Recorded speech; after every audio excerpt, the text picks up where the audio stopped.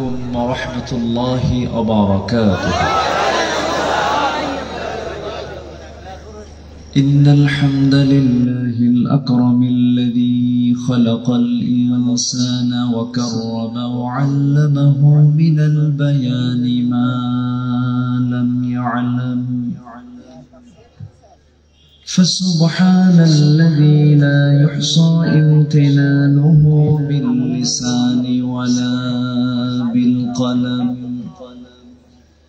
نشهد أن لا إله إلا الله وحده لا شريك له، ونشهد أن سيدنا وحبيبنا ومولانا محمدا عبده ورسوله الذي أرسله بالحق بشيرا ونذيرا وداعيا إلى الله بإذنه وسراجا منيرا. فقد قال الله تعالى في كلامه المجيد وفرقانه الحميد: أعوذ بالله من الشيطان الرجيم. بسم الله الرحمن الرحيم. فخلف من بعدهم خلف أضاعوا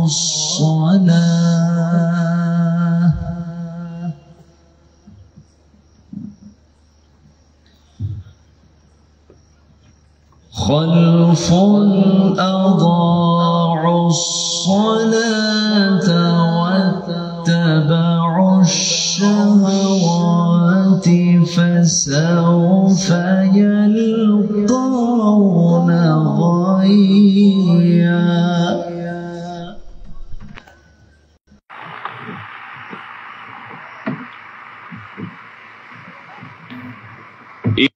إلا من تاب وآمن وعمل صالحا فأولئك يدخلون الجنة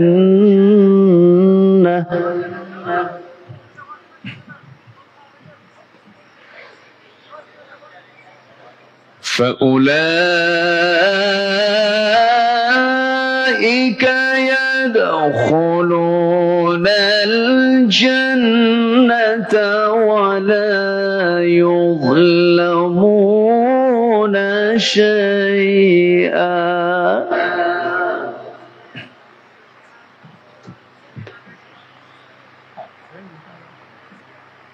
جنات عدن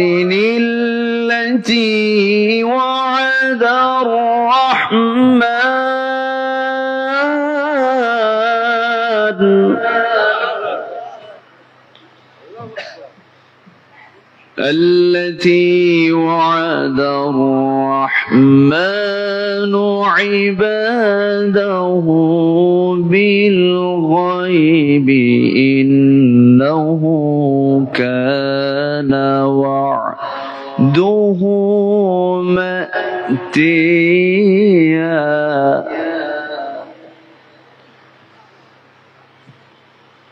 الله أكبر.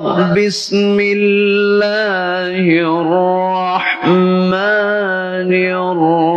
الرحيم.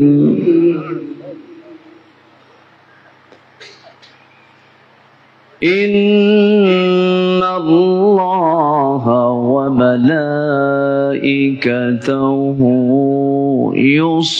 يصلون على النبي يا أيها الذين آمنوا صلوا عليه وسلموا تسليما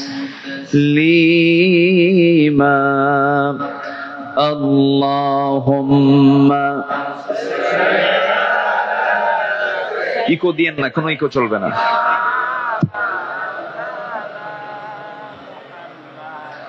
وعلى آله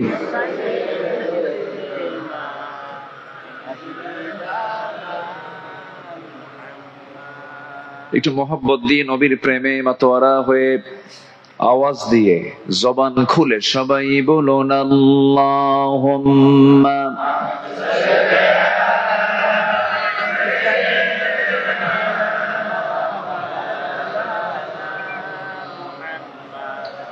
وعلى آله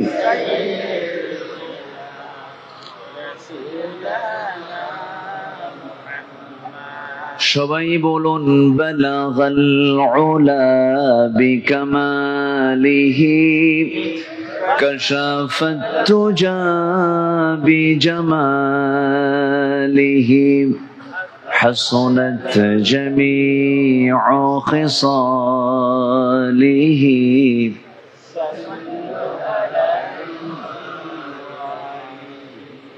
سورة يوسف بداري حكمة لقمان ما قارئ قرآن باري ये है दिले सादे माने मा बलगल उला बिकमालिही कशफत तुजा बिजमालिही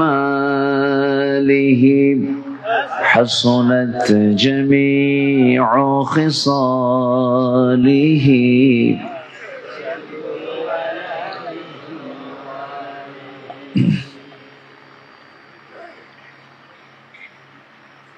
পৃথিবীর শ্রেষ্ঠ সৌন্দর্যের তালিকায় থাকা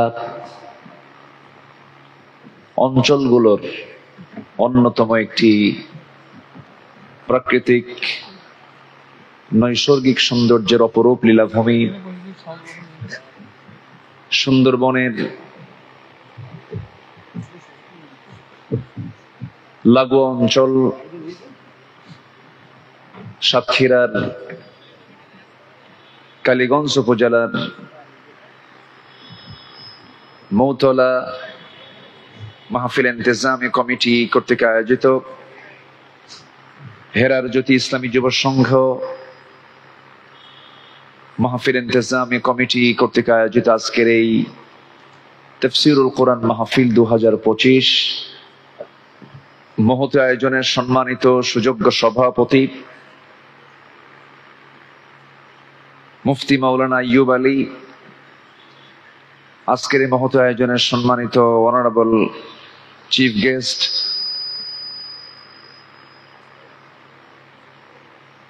দক্ষিণ এশিয়ার বৃহত্তম ইসলামী সংগঠন বাংলাদেশ জামাত ইসলামীর অন্যতম সিপাহসালার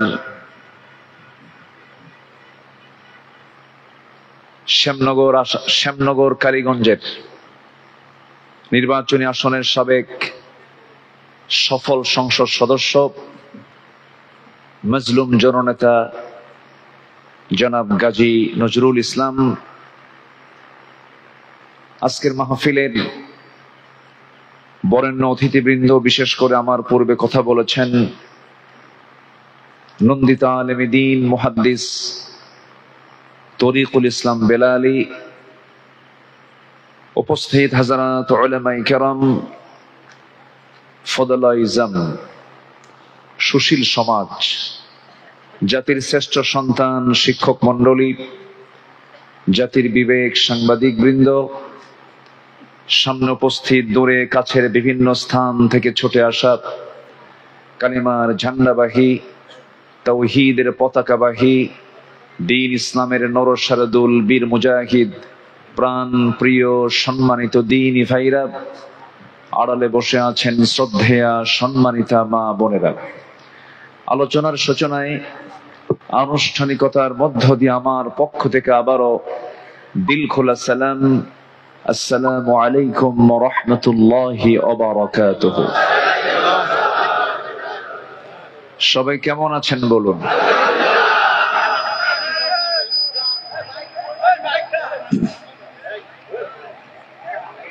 সবাই কেমন আছেন? আমাকে প্রশ্ন করে ফেলেছেন। আল্লাহ তাআলা আমাকে আপনার মতোই আপনার সাথেই বসে রেখেছেন, বলি আলহামদুলিল্লাহ।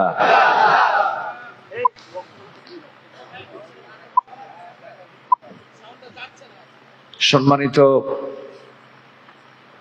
ভাই সব, মহান রব্বে করিমের অশেষ শুকর যে মহান আল্লাহ সুবহানাহু ওয়া তাআলা দীর্ঘদিন পর, প্রায় 1.5 যুগের পর কোরআন শোনার একটি অনুকূল পরিবেশ তৈরি করে দিয়েছেন। যিনি এমন সুন্দর আয়োজনে আমাদেরকে আসার বসার তৌফিক দিলেন, সেই মহান রবের শানে আমরা বলে উঠছি আলহামদুলিল্লাহ।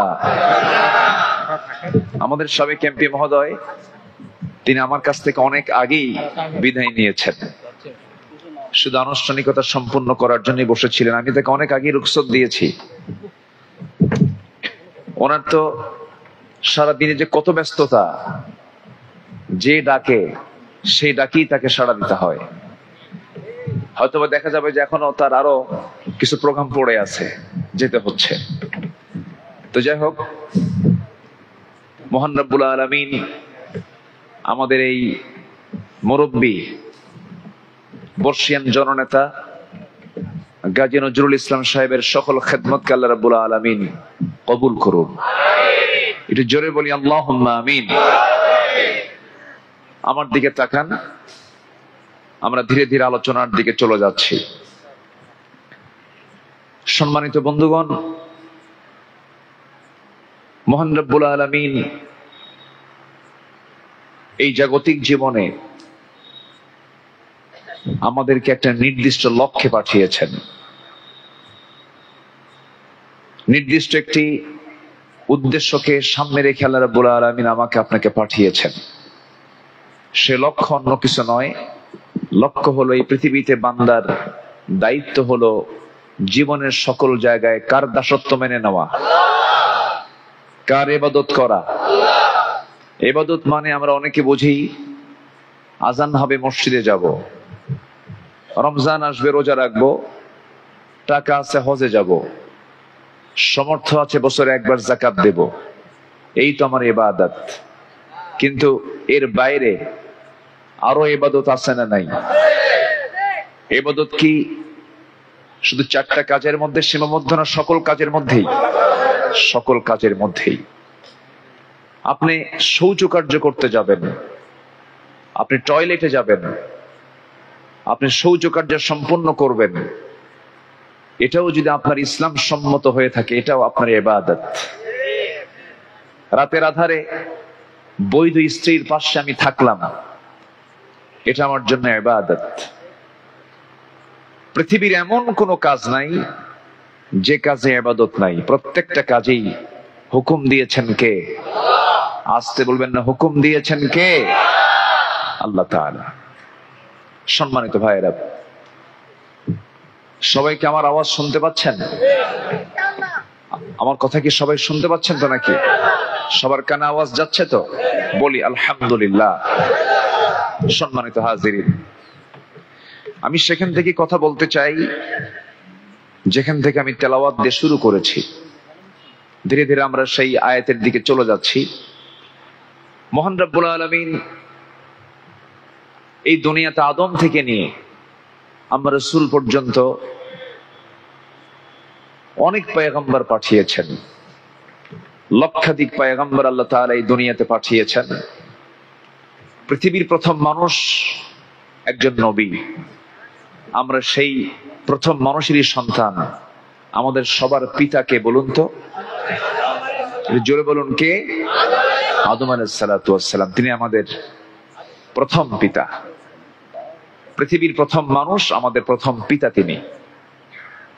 সম্মানিত ভাইয়েরা, সম্মানিত বন্ধুগণ, আমাদের পিতা একজন নবী, কিন্তু এটা মাথায় রাখবেন। কিন্তু নবী আমাদের পিতা হলেন, কিন্তু আমি যদি ইসলামটাকে না মেনে চলি, সেই পিতার পরিচয় দিয়ে কি জান্নাত পাওয়া যাবে? আসতে বলবেন না, জান্নাত পাওয়া যাবে? পাওয়া যাবে না, কখনো নয়। বহুদিন আগে কোন এক প্রোগ্রামে আমি গিয়েছিলাম, তো অনেক মেহমানকে দাওয়াত দেওয়া হয়েছে। এর মধ্যে একজন মুরব্বী, অনেক বয়স্ক মানুষ। তো আমি তাকে লক্ষ্য করে সালাম দিলাম। সালামের জবাবটা তেমন ক্লিয়ার আমি শুনতে পেলাম না। দেখবেন কিছু কিছু লোক আছে কিন্তু সালাম দিলে উত্তর খুঁজে পাওয়া যায় না, এরকম আছে না কিছু? স্বতঃস্ফূর্ত জবাব পাওয়া যায় না। তো ভাবলাম সালাম তো দিলাম, কিন্তু উত্তর তো ভালো করে পেলাম না। আমি চুপচাপ আছি। এক পর্যায়ে বলেই ফেললাম, হুজুর আমি তো সালাম দিয়েছি, তো আপনি কেমন আছেন?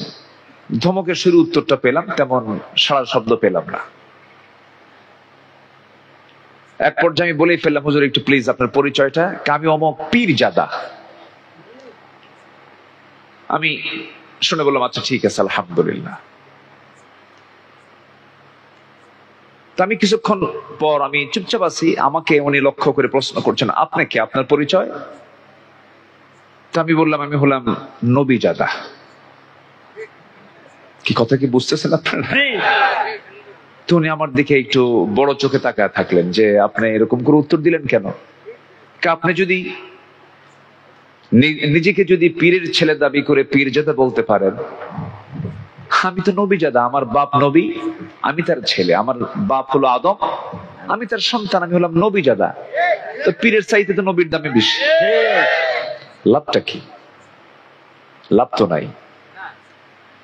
আল্লাহ রাব্বুল আলামিন বলেন, ইন্না খালাকনাকুম মিন যাকারিন ওয়া উনসা ওয়া জাআলনাকুম শুউবান ওয়া ক্বাবাইলা লিতাআরাফু ইন্না আকরামাকুম ইনদাল্লাহি আতকাকুম।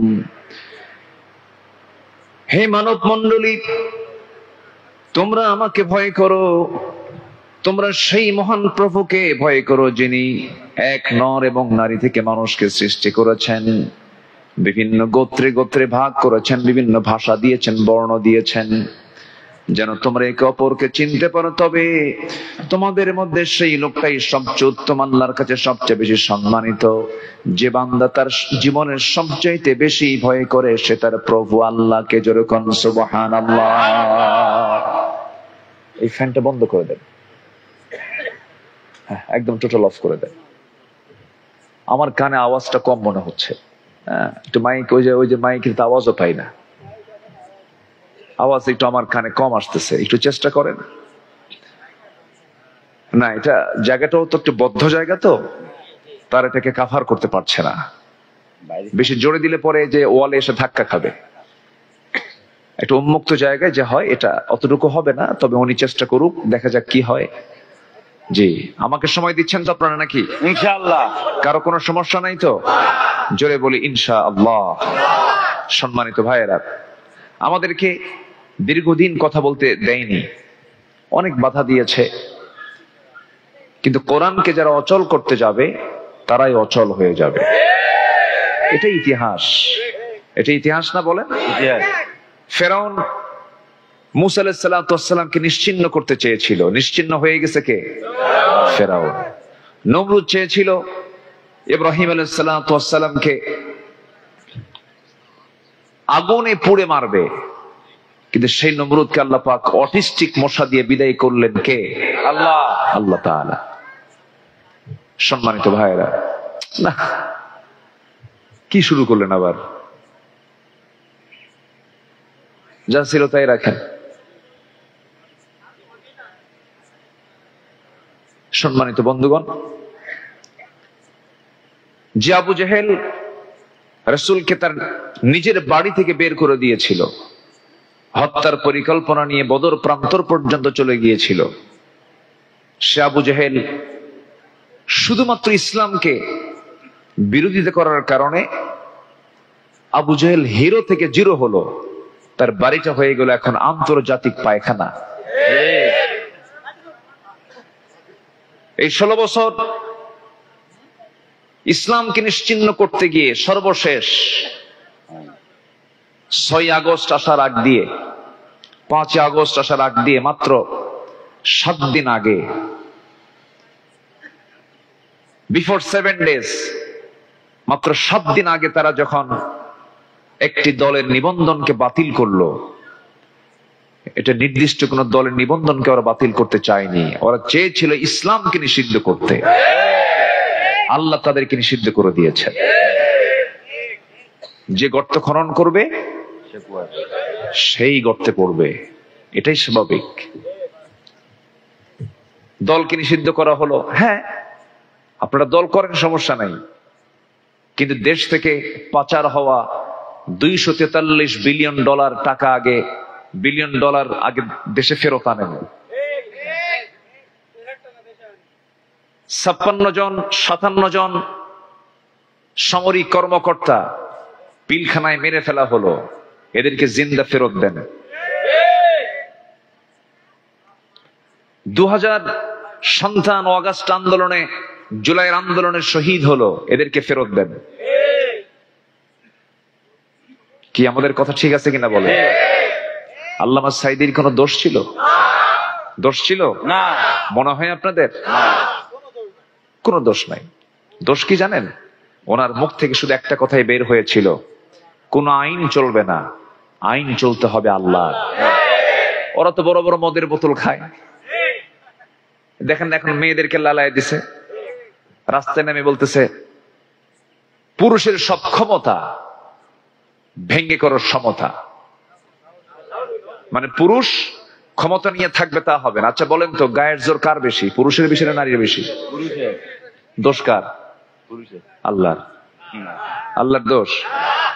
আল্লাহ পাক পুরুষের গায়ে শক্তি বেশি দিয়েছেন, মেয়েদের গায়ে শক্তির পরিমাণ কম দিয়েছেন। এর মানে এই না যে মেয়েদেরকে দুর্বল করা হয়েছে, না। পুরুষ ইচ্ছা করলে এক্ষুনি খেজুর গাছের ডালে উঠবে, মহিলা উঠবে না? সম্ভব? ভরা পেট কেমনে সম্ভব? বাচ্চাকে দুধ খাওয়াবে মা, এদিকে আপনি পারবেন? বাচ্চাকে লালন পালন করবে মা, আপনি কি পারবেন? কেন পারবেন না? আপনার সেই ডিপার্টমেন্ট নাই, আপনি সে পারবেন না, সে ধৈর্য আপনার মধ্যে নাই। বউ যদি একদিন রাগ করে চলে যায়, এই যে তোমার বাচ্চা তুমি নাও, শুধু এক বেলা দেখবেন, এক বেলা কয়টা যে আসার খাবে আল্লাহ জানে, ঠিক কিনা বলেন? এটা আল্লাহ পাক নারীকে ডিপার্টমেন্ট দিয়েছেন। চাকা চলতেছে রাস্তায়, হঠাৎ করে টিউব বললো টায়ার শোনো, ভিতরে আমার গরম ধরে গেছে, আমি আর থাকতে পারবো না, আমাকে বাইরে বের করো, তুমি টায়ার ভিতরে ঢুকো। কি ট্রাক কি ঢাকা যাবে না গ্যারেজ পাবে? গ্যারেজ যাবে। বলেন কোথায় যাবে? গ্যারেজ। গ্যারেজ যাবে। আন্দোলন করছে ঢাকায়। যে কয়টা মহিলা ডক্টর ইউনূসের কাছে নারী সংস্কারের প্রস্তাবনা নিয়ে গেছে, একটারও স্বামী নাই। ঠিক বুঝতেছেন কি? একটারও কি নাই? স্বামী নাই। স্বামী নাই।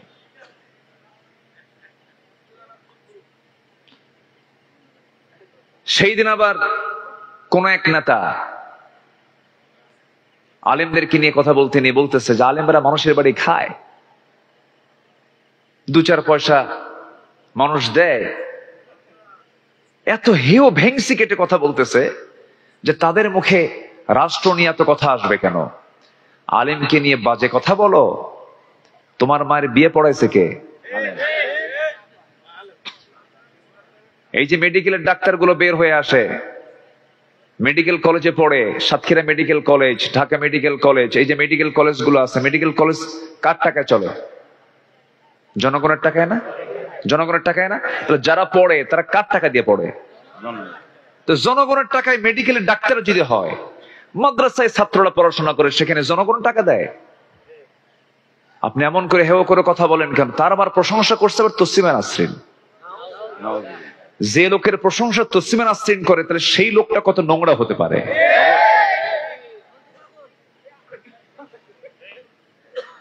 সম্মানিত ভাইয়েরা, সম্মানিত বন্ধুগণ, আমরা ইসলামকে মানতে চাই এক জায়গায় না সব জায়গায়? সব জায়গায়। ইসলামকে আংশিক মানা যাবে না, ইসলামকে কমপ্লিট মানতে হবে। আল্লাহ রাব্বুল আলামিন বলেন, ইয়া আইয়ুহাল্লাযীনা আমানু দুখুলু ফিস সিলমি কাফা ওয়া লা তাত্তাবিউ খুতুওয়াতিশ শাইতান ইন্নাহু লাকুম আদুউম মুবিন। أفتؤمنون ببعض الكتاب وتكفرون ببعض। তুমি কিতাবের কিছু অংশ মানবে, কিছু অংশ মানবে না। আংশিক মানবে, আংশিক মানবে না, তা হবে না। ইসলামকে মানতে হবে নিজের মতো করে না আল্লাহর মতো করে? বলেন কার মতো করে? আল্লাহ যেভাবে দিয়েছেন সেইভাবে আমাকে আপনাকে মানতে হবে। নামাজের ভিতরে যদি কোনো ইমাম সূরা ফাতিহাটা না আগে পড়ে যদি কুলহু দিয়ে শুরু করে, আপনি কি মানবেন নাকি? আগে কুলহু দিলে এরপরে আলহামদু পড়লো, মানবেন? দুটাই তো সূরা। কুলহু পারি তো সবাই নাকি? অনেকে ইখলাস পারে কিন্তু কুলহু পারে না, আবার কুলহু পারে ইখলাস পারে না। 114 সূরার মধ্যে দুটা সূরা আছে যে সূরার নামের সাথে শব্দের নির্দিষ্ট সূরার মধ্যে এই শব্দটা নাই। দুটা সূরা। সূরা বাকারা যান, আনতাযবাহু বাকারা পেয়ে যাবেন। সূরা আল ইমরান চলে যান, আলে ইমরান পেয়ে যাবেন, ওয়ালা ইমরান আলাল আলামিন। সূরা রহমান যাবেন, আর রহমান আল্লামাল কুরআন। সূরা কুরাইশ চলে যান, লিইলা ফি কুরাইশ। সূরা ফিল চলে যান, আলাম তারা কাইফা ফাআলা রাব্বুকা বিআসহাবিল ফিল। সূরা লাহাব যান, তাব্বাত ইয়াদা আবি লাহাবি ওয়া তাব। প্রত্যেকটা নামের সাথে সংশ্লিষ্ট সেই শব্দটা সেই সূরার মধ্যে পাওয়া যায়। শুধু দুটো সূরার মধ্যে পাওয়া যায় না, এর মধ্যে একটি সূরা হলো, সবাই বলুন আলহামদুলিল্লাহি রাব্বিল আলামিন আর রহমানির রহিম মালিকি ইয়াউমিদ্দিন ইয়্যাকা না'বুদু ওয়া ইয়্যাকা নাস্তাঈন ইহদিনাস সিরাতাল মুস্তাকিম صراط الذين أنعمت عليهم غير المغضوب عليهم ولا الضالين। এরপরে আমিন, জোরে বলেন আমিন। আর একটু জোরে বলেন আমিন। এই সূরা ফাতিহাটা আগে না পড়ে যদি প্রথমে সূরা ইখলাস দিয়ে যদি কেউ নামাজ শুরু করে, আপনি নামাজটা পড়বেন না, মানবেন না। পেছন থেকে আপনি লোকমা দিয়ে দিবেন, হবে না, নামাজ চেঞ্জ করে ফেলো। শুধুমাত্র নামাজের ভিতরে শুধু সূরাটা কম বেশি করে আগে পড়লে যেমন আমরা মানবো না, লোকমা দিয়ে তাকে চেঞ্জ করে ফেলবো, ঠিক তেমনি সমাজের মধ্যে যদি আল্লাহর বিধান যদি না চালাইয়া যদি অন্য কোনো বিধান দিয়ে কেউ সমাজ চালাতে চায়, প্রত্যেকটা নাগরিকের, প্রত্যেকটি ইমানদার ব্যক্তির দায়িত্ব আছে না নাই? প্রতিবাদ করার দরকার আছে না নাই? এটাই হলো আন্দোলন। কি বলেন? ইসলামী আন্দোলন। কিসের বলেন? কিসের আন্দোলন? ইসলামী আন্দোলন। এই কাজ সবাইকে আল্লাহ রাব্বুল আলামিন করার জন্য অর্ডার দিয়েছেন। কুতিবা আলাইকুমুল কিতালু ওয়া হুয়া কুরহুল লাকুম আসা আন তাকরাহু শাইআন ওয়া হুয়া খায়রুল লাকুম। আল্লাহ আরেক জায়গায় বলছেন, تؤمنون بالله ورسوله وتجاهدون في سبيل الله بأموالكم وأنفسكم ذلكم خير لكم إن كنتم تعلمون জোরে বলুন আল্লাহু আকবার। ঈমান আনো আমার উপরে, পরকালকে বিশ্বাস করো, নবীর প্রতি ঈমান আনো এবং আল্লাহর পথে তোমরা জিহাদ করো, মাল দিয়া জান দিয়া। হুকুমটা কার? আল্লাহ। আস্তে বলবেন না, কার? আল্লাহ। আল্লাহর হুকুম। ইসলামকে পরিপূর্ণরূপে মানতে গেলে আপনি যতই চেষ্টা করেন না কেন, ব্যক্তিগত জীবনে আপনি ইসলামকে পরিপূর্ণরূপে মানতে পারবেন না যতক্ষণ না ইসলামটা রাষ্ট্রীয় পর্যায়ে কায়েম না হবে।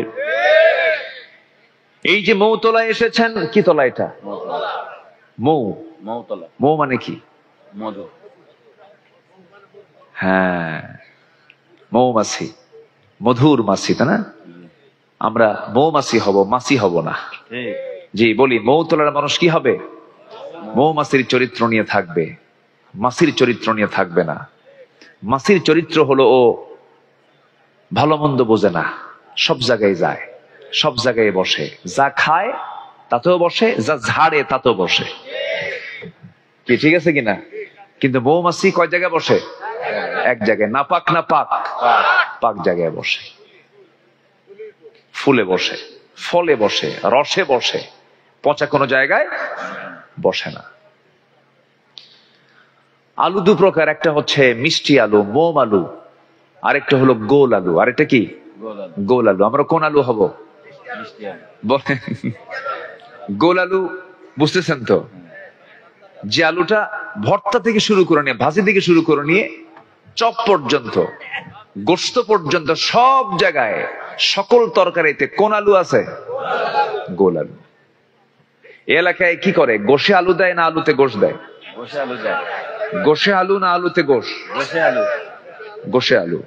আর উত্তরবঙ্গে হলো আলুতে গোশ, মানে গোশত খুঁজে পাওয়া যায় না, মানে আলুর ভিড়ে গোশত নাই।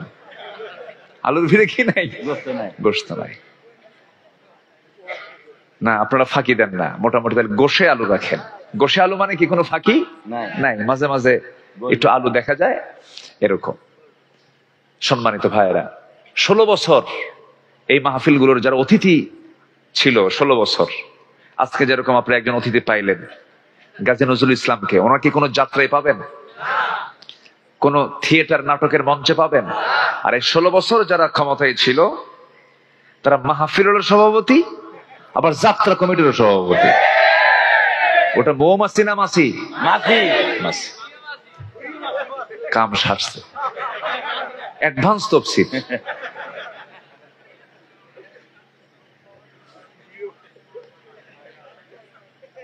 আল্লাহ রাব্বুল আলামিন ডাবল স্ট্যান্ডার্ড চরিত্রে মানুষকে আল্লাহ রাব্বুল আলামিন জাহান্নাম উদ্বোধন করার কথা বলেছেন। তিনি বলেছেন, আল্লাহ রাব্বুল আলামিন বলেন, ইন্নাল মুনাফিকিনা ফিদ দারকিল আসফালি মিনান নার ওয়া লা তাজিদ লাহুম নাসীরা। মুনাফিকদের জন্য জাহান্নামের তলদেশ বরাদ্দ কে রেখেছেন? ইসলামের জন্য সবচেয়ে বেশি ক্ষতি করে কাফের, মুশরিক, ফাসিক না মুনাফিক? মুনাফিক। মুনাফিক দুই দিকই থাকে, সব দিকেই কথা বলে। মুনাফিকও কিন্তু মুনাফিককে পছন্দ করে না। মুনাফিক নিজেকে, বেটা তুই একটা মুনাফিক, ও নিজেই কিন্তু মুনাফিক। মুনাফিক মুনাফিককেও পছন্দ করে না। মুনাফিকি চরিত্র সবচেয়ে জঘন্য চরিত্র। কাফিরকে চেনা যায়, মুশরিককে চেনা যায়, ফাসিককে চেনা যায়, জালিমকে চেনা যায়, কিন্তু মুনাফিককে সহজে চেনা যায় না। মুনাফিককে নামাজে চেনা যায় না, মুনাফিককে রোজায় চেনা যায় না, মুনাফিককে দান সদকায় চেনা যায় না। তবে হ্যাঁ, মুনাফিককে চেনা যায় হলো জিহাদের ময়দানে। রাসূল মুনাফিকদেরকে চিনেছেন কখন? জিহাদের ময়দানে, জিহাদের দিন। আল্লাহু আকবার। নবীর পিছনে নামাজ পড়ছে, কি মনোযোগ নামাজ! আমার নবীজি বয়ান করেন, মুনাফিকের চক্ষু বিবি টপ টপ করে পানি পড়ে, রাসূলকে নিয়ে প্রশংসায় পঞ্চমুখ। জিহাদের ডাক চলে আসছে। আমার নবী যে জিহাদের ডাক দিলেন, উহুদের প্রান্তরে ডাক দিলেন, কে কে আছো চলো চলে যাই। রওনা দিয়েছেন। কাফিরদের সৈন্য সংখ্যা হলো 3000, মুসলমানদের সৈন্য সংখ্যা হলো 1000। কয় হাজার কম বেশি হলো? 2000, 1000 আর 3000, বিশাল কম বেশি হয়ে গেল। মুনাফিকদের একটা চক্র এসে রাসূলকে লক্ষ্য করে বলছে, ইয়া রাসূলুল্লাহি, সৈন্য সংখ্যা তাদের কত আমাদের কত, একটু পরিসংখ্যানটা জানায় দেন। রাসূল বলছেন 2000 কম বেশি আছে। মুনাফিকরা বললে, অসম যুদ্ধে আমরা যেতে পারবো না, লড়াই করতে পারবো না। আমার রাসূল বললেন, তোমরা কেউ যদি নাও যাও, আমি রাসূল একা গিয়ে বাতিল শক্তির মোকাবেলায় দাঁড়িয়ে যাব। মুনাফিকরা মাইনাস হয়ে গেল। আমার নবীজি সাহাবে কেরাম গুলোকে নিয়ে রওনা করলেন জিহাদের ময়দানে। মদিনার মসজিদ থেকে বের হলেন, উহুদের প্রান্তরে পৌঁছে গেলেন। মদিনা থেকে মাত্র 3 মাইল দূর। যখন আমি মদিনায় সফরে চলে যাই, সৌদি আরব যখন চলে যায়, মক্কা মদিনায় গেলে পরে এই সমস্ত জায়গাগুলো আমি মিস করি না, যাই। সে উহুদের প্রান্তরেই শুয়ে আছেন 70 জন শহীদ। কতজন বলেন? 70 জন শহীদ সেখানে শুয়ে আছেন, সোহাদায়ে উহুদ। আমার নবীজি উহুদের প্রান্তরে দাঁড়ালেন। সেদিন নবীর মাথায় টুপির এই সুন্নাহটা সেদিন নাই। নবীর মাথায় সেদিন কাপড়ের কোনো টুপি নাই। সেদিন আমার নবীর মাথায় হলো লোহার টুপি। কিসের টুপি বলেন? লোহার টুপি। লোহার টুপি। হেলমেট পরেছেন, ভারী হেলমেট পরেছেন। সেই দিন নবীর হাতে কোনো তসবিহ ছিল না। সেদিন নবীর হাতে একটা তরবারি আর এক হাতে বর্ষা। দেহের ভিতরে লৌহ বর্ম পরেছেন, ঘোড়ার পিঠে চড়েছেন লাগাম ধরে মুহাম্মদ সাল্লাল্লাহু আলাইহি ওয়াসাল্লাম। যুদ্ধের ময়দানে সাহাবে কেরামকে স্থানগুলো নির্ধারণ করে দিলেন। সাহাবে কেরামকে বললেন, সাহাবীরা, আজকের এই অস্তিত্বের লড়াইয়ের যুদ্ধ, যুদ্ধ শুরু হয়ে যাবে এমন সময় 70 জন সাহাবীকে এক জায়গায় সুন্দর করে ডাক দিলেন, শোনো, এইদিকে আসো। এই যে একটা উঁচু পাহাড়, উঁচু টিলা, তোমাদেরকে এই জায়গায় দায়িত্ব দিলাম, তীর ধনুক নিয়ে বসে থাকবা। এর চেয়ে কোন একটা গিরিপথ আছে, এই গিরিপথ দিয়ে যেন কোনো শত্রু যেন আক্রমণ না করতে পারে, তোমাদের যুদ্ধ করার দরকার নাই। যুদ্ধ শুরু হয়ে গেছে। মুসলমানদের প্রাথমিক বিজয়টা নিশ্চিত হয়ে গেল। কিন্তু এই যুদ্ধ শেষ হয়েছে বলে এই 70 জন সাহাবী নবীর পরবর্তী অনুমতির অপেক্ষা না করে তারা সেই জায়গা থেকে স্থান ত্যাগ করে বসলো। স্থান ত্যাগ করা মাত্রই কুরাইশদের একটা টিম, বিচ্ছিন্ন একটা টিম, সেই চিকন গুলি পথ দিয়ে অতর্কিত হামলা করে মূল লক্ষ্য হলো যেমন করে হোক রাসূলকে তারা দুনিয়া থেকে বিদায় করে দেবে। বৃষ্টির মতো তীর মারা শুরু হয়ে গেল। সেই তীর যখন নবীকে লক্ষ্য করে মারা হচ্ছিল, সাহাবে কেরাম দৌড় মেরে চলে আসলেন। 10 জন সাহাবী নবীর চতুর্পার্শ্বে দাঁড়ায় গেলেন। দাঁড়ায় গিয়ে বলছেন, ইয়া রাসূলুল্লাহি, আপনি অনড়ভাবে থেকে যান, আমরা চতুর্দিকে দাঁড়ায় আছি। আমরা 10 জন মরলে কোনো যায় আসে না। আমরা আমাদের জীবন চলে যাবে আপনার গায়ে, আমরা একটা তীরের আঁচড়া লাগাতে দেব না। আমার নবীকে রক্ষা করতে গিয়ে সেই 10 জন সাহাবীর কারো চোখের মধ্যে তীর ঢুকে, কারো বুকের মধ্যে তীর ঢুকে। এক সাহাবীর চোখের মধ্যে তীর ঢুকলো, চোখের জায়গা থেকে বের হয়ে হাতের উপরে পড়ে থাকলো। আমার নবীজি বলছেন, কাদাদাই দিকায়। আমার নবীজি বিসমিল্লাহ বলে সেই চক্ষুটা হাতের মধ্যে নিলেন, চোখের জায়গায় লাগায় দিলেন, মুখের থুতু দিলেন, চোখটা ভালো হয়ে গেল। আমার রাসূলকে বাঁচাতে গিয়ে এক পর্যায়ে 10 জন সাহাবী দুনিয়া থেকে বিদায় নিয়ে নিলেন। নবীর পাশে কেউ নাই। 2-1 জন কাফের সামনাসামনি চলে আসলো। একেবারে সামনাসামনি আসতে একটু ভয় পেল, হাতের মধ্যে পাথর নিল। রাসূলকে লক্ষ্য করে নবীর মাথা বরাবর একটা পাথরের আঘাত যখন নবীর মাথা বরাবর মেরে দিল। যখন পাথরটা নবীর মাথায় যখন লাগলো, হেলমেটের সঙ্গে ধাক্কা লেগে হেলমেট ভিতরে থাকে হেলমেটের চিকন চিকন ফলা, চিকন চিকন লোহা, চিকন চিকন ফলাটা আমার নবীজির কপালের শক্ত লোহা, শক্ত হাড়ের মধ্যে লোহাটা গেঁথে গেল। আর একটা কাফের মেরে দিল, গাল বরাবর একটা পাথর, শিরস্ত্রাণের চিকন লোহা নবীর গালের মধ্যে ঢুকে গেল। আর একজন কাফের মেরে দিল, তার মুখ বরাবর একটা পাথর মারলো, সামনের সুন্দর দুটি দাঁত ভেঙ্গে পড়ে গেল। নবীজির কপালে লোহা ঢুকলো, গালের মধ্যে লোহা ঢুকলো, মুখের সামনের দুটো দাঁত ভেঙ্গে গেল। আমার নবীজি ইনজুরি হয়ে গেলেন, মুখ থুবড়ে মাথা চক্কর মেরে জমিনে পড়ে গেলেন।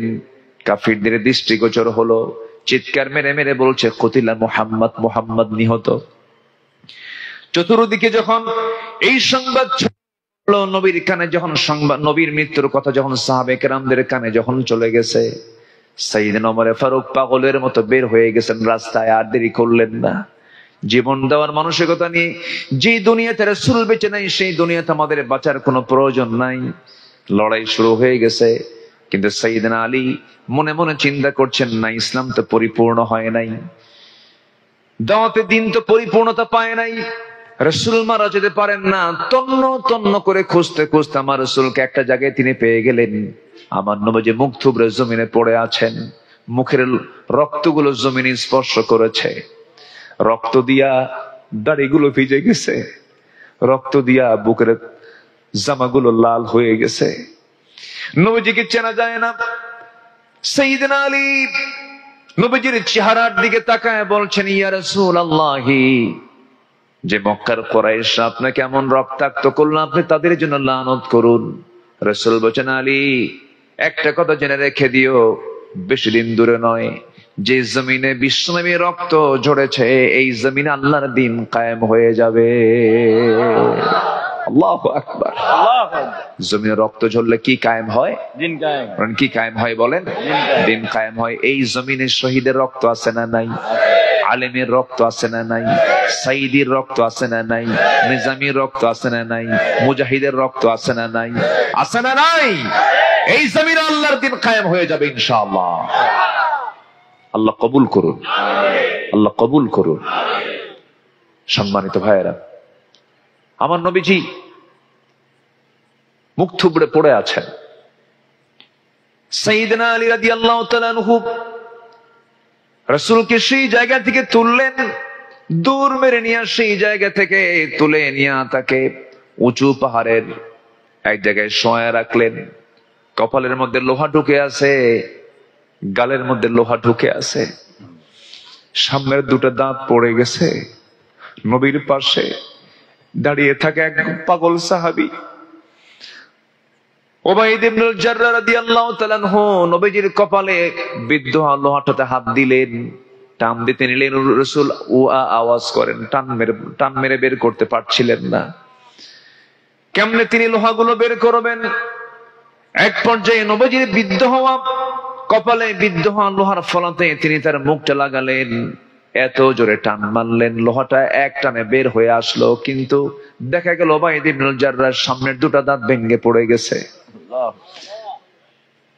শিরস্ত্রাণের চিকন লোহা আস্তে করে টান মারলেন, ফিঙ্কি দিয়ে রক্ত বের হওয়া শুরু হয়ে গেল। রক্তগুলো জমিনে ফেলতে দিচ্ছেন না সেই সাহাবী, অঞ্জলি ভরে ভরে সেই রক্তগুলো নিয়ে চুষে চুষে লুকায় লুকায় পান করছেন। রক্ত তো পান করা জায়েজ নাই। রাসূল বলছেন, উবাইদা রে, কার রক্ত পান করো হুজুর? আপনার রক্ত কোন জমিনে ফেলবো, খেয়ে ফেললাম। রাসূল বলছেন, উবাইদা রে, যে দেহে নবীর রক্ত প্রবাহমান সেই দেহ কোনোদিন আল্লাহর জাহান্নামে যেতে পারে না। আমার নবীজির কপালে ব্যান্ডেজ লাগানো, নবীজির সামনের দুটো দাঁত ভেঙে ফেলা, নবীজির মাথা থেকে পা পর্যন্ত এমন কোন জায়গা নেই যে জায়গায় ক্ষত চিহ্ন ছিল না। তায়েফে মার খেয়েছেন, তায়েফে ফুল পেয়েছেন না পাথর পেয়েছেন? পাথর। প্রত্যেকটা জায়গায় জখম জখম দাগ ছিল। আম্মা জান আয়েশা মাঝে মাঝে বলতেন, ইয়া রাসূলুল্লাহ, আপনার এই দাগগুলো কিসের? রাসূল বলতেন, আয়েশা, তায়েফে মার খাইছি, তায়েফে মার খেয়েছি। রাসূল দুনিয়া থেকে বিদায় নিয়েছেন, গোটা শরীরে বিদ্ধ হওয়া সেই দাগগুলো নিয়ে রাসূল দুনিয়া থেকে যেদিন বিদায় নেন কোমর সোজা করে দাঁড়াতে পারেন না। রাসূল বলছেন, আয়েশা তুমি কি জানো, এই যে আমার কোমরটা চলে গেছে, দিন কায়েমের জন্য উহুদ খন্দকের প্রান্তরে পরিখা খনন করতে গিয়া কোদাল মারতে মারতে একটানা 4 দিন আমার ওই যে কোমর কুজা হয়ে গেছে, আজ পর্যন্ত কোমর সোজা করতে পারি নাই। দিন কায়েমের জন্য যদি নবীজির দাঁত ভেঙে ফেলতে হয়, কোমর কুজা হয়ে যায়, নবীজির গোটা শরীর যদি ক্ষতবিক্ষত করতে হয়, সেই দিন কায়েমের জন্য যদি আমাদেরও রক্ত দিতে হয়, জানমাল দিতে হয়, সবাইকে দিতে রাজি আছেন? সবাইকে দিতে রাজি আছেন? কারা কারা একটা হাত উঁচু করে দেখেন মুসলমান।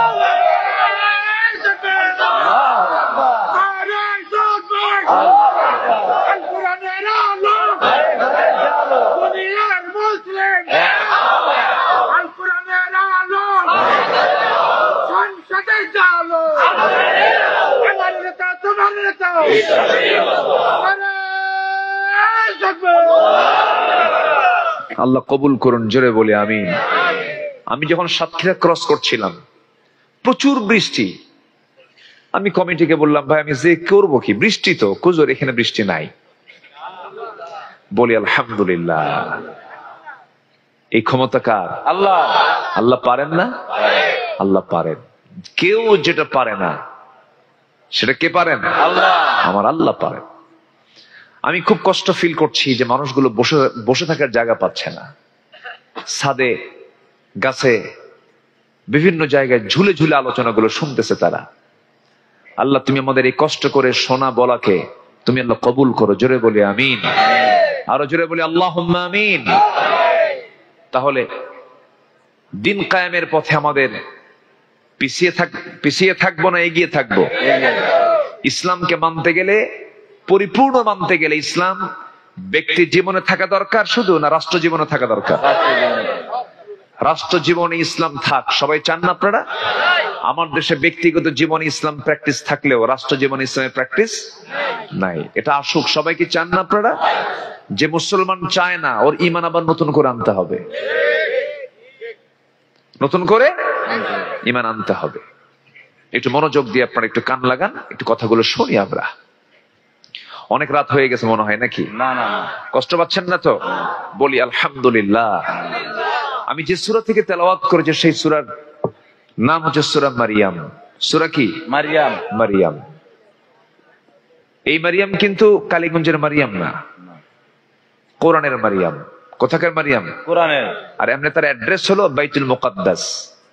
অ্যাড্রেস কোথায়? বাইতুল মুকাদ্দাস। বাইতুল মুকাদ্দাসের নাম শুনছেন তো? বাইতুল আকসা, যেটা এখন ইহুদি নিয়ন্ত্রিত। ডোনাল্ড ট্রাম্প মিডল ইস্টে আসলো, গাজাতে আরো 150 লোককে শহীদ করে ফেললো। এগুলি চলতেছে, এগুলি ইতিহাস। খুব বেশি দিন নাই, গোটা পৃথিবীর নেতৃত্ব মুসলমান দেবে। জোরে বলি ইনশাআল্লাহ, জোরে বলি ইনশাআল্লাহ। খুব বেশি দিন সময় নেই। ইয়াকুম মিনকুম 20 সাবিরুন ইয়াগলিবু 200।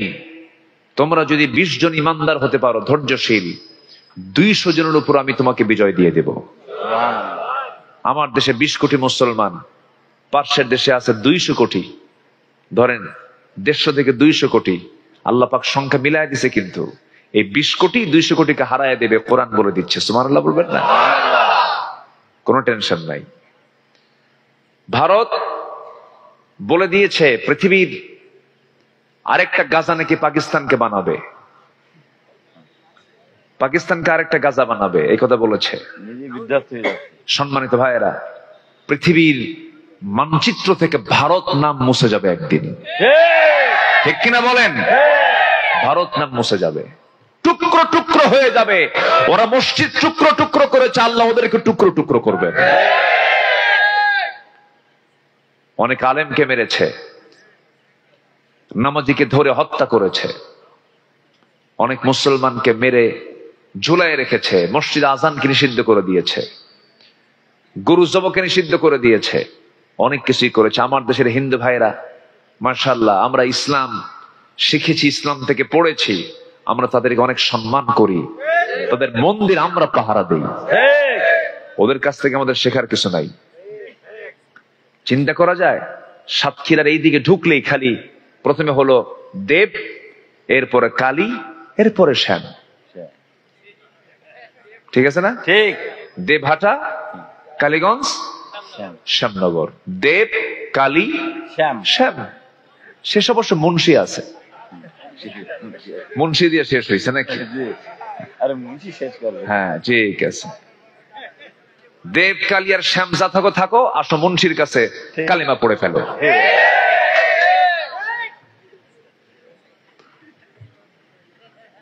রাগ করতেছেন নাকি? আলহামদুলিল্লাহ, আমরা জোর করে কাউকে ইসলাম কবুল করাই না, ইসলাম কাউকে বলে না। রাসূল কাফেরের সঙ্গে সারা জীবন থেকেছেন, কাফেরের সাথে। আবু তালিব কি? জোরে বলেন। থাকেন না একসাথে? গন্ডগোল লাগছে না? আমাদের কি শিখেন আপনারা? সাম্প্রদায়িক সম্প্রীতি আমাদের মধ্যে আছে, সাম্প্রদায়িকতা আমাদের ভিতরে নেই, সাম্প্রদায়িক সম্প্রীতি নিয়ে আমরা চলাফেরা করি। আমরা মানুষকে সম্মান করতে শিখেছি।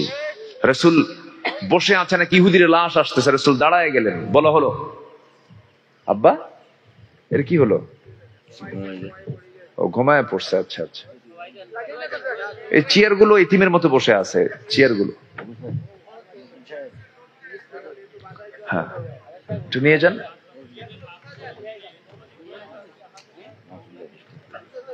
হ্যাঁ তাড়াতাড়ি নিয়ে নেন, একজন কোলে নেন না তাড়াতাড়ি। যে আমার দিকে তাকান। হ্যাঁ আরে ঘুমাক না, ওখানে ঘুমাক, সমস্যা কি? ঘুমাক, ওর একশট ঘুম হয়ে যাক।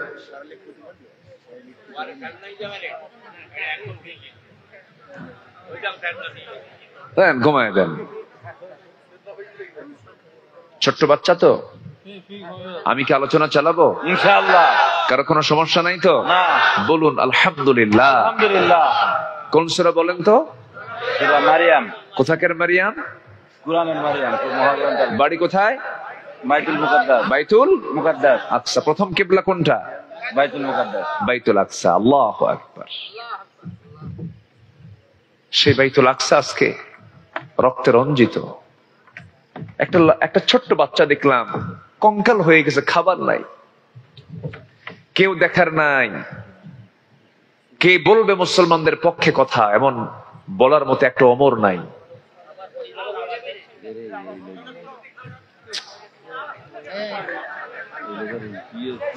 কমন সেন্স নাই, কিছু বুঝি না আমি।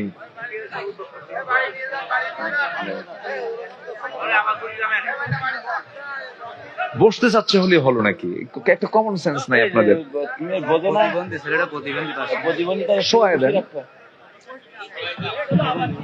তোরা নিয়ে যান।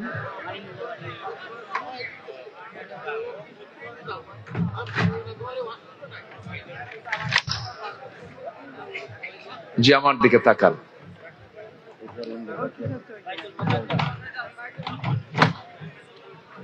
মারিয়াম আলাইহিস সালাতু ওয়াস সালাম, আল্লাহ তাআলা তাকে অনেক সম্মান দিয়েছেন।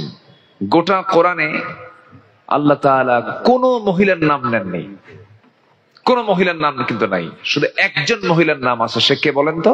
মারিয়াম। মারিয়াম। আসিয়ার নাম নাই, আম্মাজান খাদিজার নাম নাই, আম্মাজান আয়েশা সিদ্দিকার নাম নাই, দামি দামি হাওয়া আলাইহিস সালাতু ওয়াস সালামের নাম নাই। অনেক দামি দামি মহিলা, তাদের কারো নাম কিন্তু সরাসরি নাই, ইশারা ইঙ্গিতে আছে।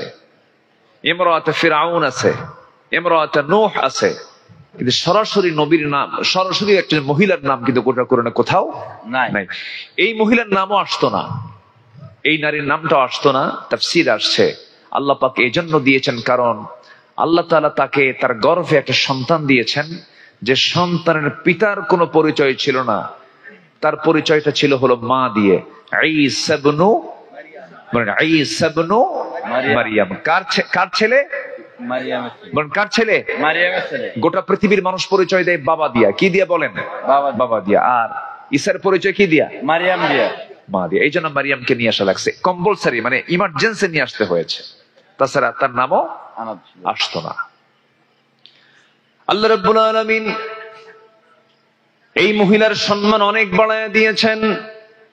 তার নামটা সরাসরি কোরআনে কারীমের মধ্যে আল্লাহ রাব্বুল আলামিন কোট করেছেন, তার নামে সূরাও নাজিল করেছেন, আবার তার বাপটাও বাদ পড়ে নাই।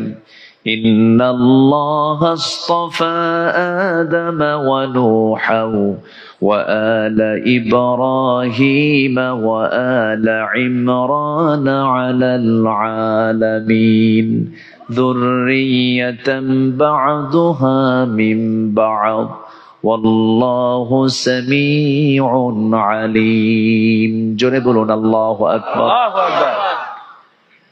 নিজের নামেও সূরা আছে, আবার তার বাবার নাম আল ইমরান, তার বাবার নামেও সূরা আছে। বাপ বেটি দুটোই কোরআনে আছে। জোরে কান সুবহানাল্লাহ। সুবহানাল্লাহ। এত সম্মানজনক একটা পরিবার। এই পৃথিবীতে একজন নারীকে জান্নাতের খাবার দুনিয়ার বুকে খাওয়ায় দিয়েছেন, সেই মহিলার নাম হলো মারিয়াম। যার দায়িত্বে ছিলেন জাকারিয়া আলাইহিস সালাতু ওয়াস সালাম, একটানা 3 দিন তিনি তার খেদমত করতে ভুলে গেছেন, খাবার দিতে ভুলে গেছেন। 3 দিন না খাওয়া, কোনো খাবার নাই, পানিও নাই। 3 দিন পর হঠাৎ করে মনে হয়ে গেছে, দরজা খুলে দেখেন একাকী তিনি বসে আছেন ঘরের ভিতরে। কিন্তু তার সামনে যদিও কোনো খাবার কেউ দিয়ে যায় নাই, কিন্তু তার সামনে অসময়কালীন ফলমূলগুলো, দামি দামি টসটসে ফলমূলগুলো তার সামনে কে যেন হাজির করেছে। জাকারিয়া আলাইহিস সালাতু ওয়াস সালাম বলছেন, আন্না লাকি হাদা ইয়া মারিয়াম, হে মারিয়াম তুমি এগুলো পাইছো কোথায়? তিনি বলছেন, قالت هو من عند الله إن الله يرزق من يشاء بغير حساب। জোরে বলুন আল্লাহু আকবার। ও খালু, এই সমস্ত খাবারগুলো আল্লাহ পাক সরাসরি আমার জন্য পাঠায় দিয়েছেন।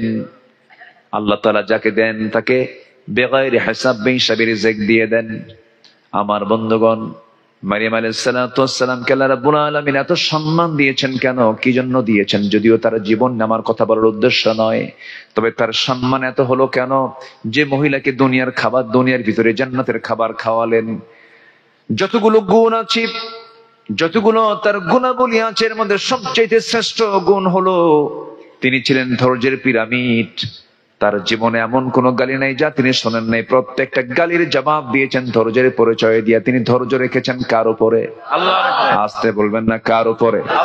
আল্লাহর উপরে। ধৈর্য আছে যার, সাহায্য আছে কার? আল্লাহ। ধৈর্য আছে যার, সাহায্য আছে কার? আল্লাহ। আল্লাহর, তার প্রতি আল্লাহর সাহায্য হয়ে যায়। মারিয়াম আলাইহিস সালাতু ওয়াস সালামকে আল্লাহ রাব্বুল আলামিন সন্তানের মা বানায় দিবেন। তিনি বলছেন, আল্লাহ কেমন করে সম্ভব? লাম ইয়ামসাসনি বাশার, কোন পুরুষ আমাকে স্পর্শ করলো না, আমি কেমন করে একজন সন্তানের মা হব? কিন্তু যে আল্লাহ তাআলা আদমকে বানালেন, যে আল্লাহ তাআলা হাওয়া আলাইহিস সালাতু ওয়াস সালামকে বানালেন, বাপমার কোনো পরিচয় আছে নাকি? না। ইন্না মাসালা ঈসা কামাসালি আদম। পেটে সন্তান চলে এলো, সন্তানটা বড় হতে লাগলো। অনেক লম্বা কথা শর্ট করে বলছি, সন্তান বড় হতে লাগলো। সন্তানটার বয়স যখন 4 থেকে 5 মাস হলো, বাহ্যিক সিমটম দেখা গেল। সবাই বলে ফেললো, মারিয়াম সন্তান পেটে আসলো, সন্তানের বাবার পরিচয়কে তিনি বললেন না, আল্লাহ তাআলা আমাকে দান করেছেন। কেউ বিশ্বাস করলো না। গালিগালা শুরু হলো, দৈহিক নির্যাতন শুরু হয়ে গেল। ঘাড় ধাক্কা দিয়া বাইতুল মুকাদ্দাস থেকে বের করে দেওয়া হলো। কিন্তু এই মহিলা একটা বারের জন্য ধৈর্যচ্যুতি ঘটালেন না, ধৈর্যহীনতার কোনো পরিচয় দিলেন না।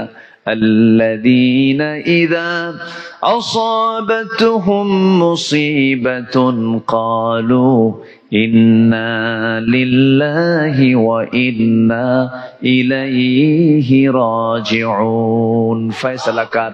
আল্লাহ। আসতে বলবেন না, ফয়সালা কার? আল্লাহ। আল্লাহ পাকের কোনো চিন্তা তিনি করলেন না। ঘাড় ধাক্কা মেরে বের করে দেওয়া হলো। সবাই সন্দেহ করে বসলো, মারিয়ামের ঘরে তো জাকারিয়া ছাড়া কেউ যায় নাই, জাকারিয়া অকাম করছে। যেরকম নাউজুবিল্লাহ। জাকারিয়া কার পয়গম্বর? আল্লাহ। সেই পয়গম্বরকে জিনার অভিযোগে অভিযুক্ত করে কোরআন দিয়ে চিরে 2 টুকরা করে তাকে শহীদ করে দুনিয়া থেকে বিদায় করে দেওয়া হলো। জাকারিয়া আলাইহিস সালাতু ওয়াস সালাম শহীদ হয়ে গেলেন। মারিয়াম আলাইহিস সালাতু ওয়াস সালাম বাইলহাম উপত্যকার দিকে চলে গেলেন। 10 মাস পূর্ণ হলো, সন্তান ডেলিভারি হয়ে যাবে। কেউ তার পাশে নাই। মরা ডাল, গাছের কোনো সবুজ পাতা নাই, কোনো ফলমূল নাই। মরা একটা ডালের নিচে তিনি সুন্দর করে বিশ্রাম নিলেন। ঘুম থেকে জাগা পেয়ে দেখেন সবুজের শ্যামলে পাতা ভরপুর হয়ে গেছে, টসটসে ফলমূল গুলো ধরে আছে। ডান দিকে তাকায় দেখেন সদ্য সন্তান ঈসা আলাইহিস সালাতু ওয়াস সালাম হাত পা নড়াচড়া করছেন। এই পৃথিবীতে 3 জন মহিলার সন্তান ডেলিভারির সময় পৃথিবীর কোনো ধাত্রীর প্রয়োজন হয় নাই। 3 জনের মধ্যে একজন হচ্ছেন মারিয়াম আলাইহিস সালাতু ওয়াস সালাম, আরেকজন হলেন ইব্রাহিম আলাইহিস সালাতু ওয়াস সালাম। মা সন্তান ডেলিভারির সময় দুনিয়ার কোনো ধাত্রী লাগে নাই। আরেকজন হচ্ছেন আমার নবীর মা আমেনা। মা আমেনা বলেন, আমার শিশু আহমদ যখন দুনিয়ার জমিনে আসে, আটা থেকে চুল টান দিলে যেমন কোনো টের পাওয়া যায় না, আমি আমেনা চুল পরিমাণ কোনো টের পাই নাই। মারিয়াম আলাইহিস সালাতু ওয়াস সালাম সন্তানটাকে বুকের মধ্যে নিলেন, কলিজা ভরা আদর দিলেন, স্তনে দুধ জমা হয়ে গেছে, দুধ খাওয়ালেন। 3টা দিন 3টা রাত চলে গেল। বলা হলো, মারিয়াম এখন মানুষের মাঝে চলে যাও।